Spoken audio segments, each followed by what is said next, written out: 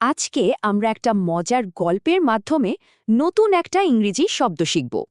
চলুন একটা আমের রহস্য দিয়ে শুরু করি, তাহলে শব্দটা বোঝা একদম সহজ হয়ে যাবে। ধরুন রিনা দেখল ওর টেবিলে একটা পাকা মিষ্টি আম রাখা আছে। ও 1 মিনিটের জন্য বাইরে গেল আর ফিরে এসে দেখে আমটা নেই, উধাও। এখন রিনা তো ভাবছে ওর আমটা গেল কোথায়।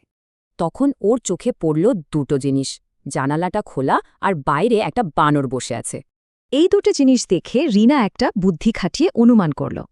এই অনুমানটাই হলো একটা কনজেকচার। মানে কনজেকচার হলো এমন একটা ধারণা যেটা অল্প কিছু প্রমাণের উপর ভিত্তি করে করা হয়। এটা কিন্তু সত্যি ঘটনা না, কারণ রিনা তো বানরটাকে আম নিতে দেখেনি।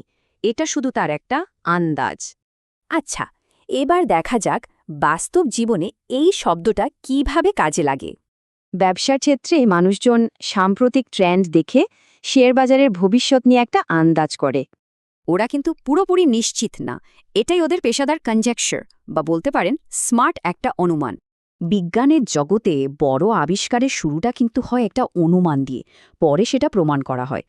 এই যে শুরুর ধারণাটা, এই সায়েন্টিফিক গ্যাসটাই হলো কনজেকচার। এটা নিয়েই তারা গবেষণা শুরু করে।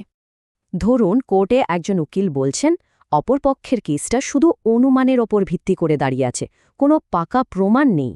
মানে কেসটা আসলে একটা কনজেকচার, কোনো প্রমাণিত ফ্যাক্ট নয়।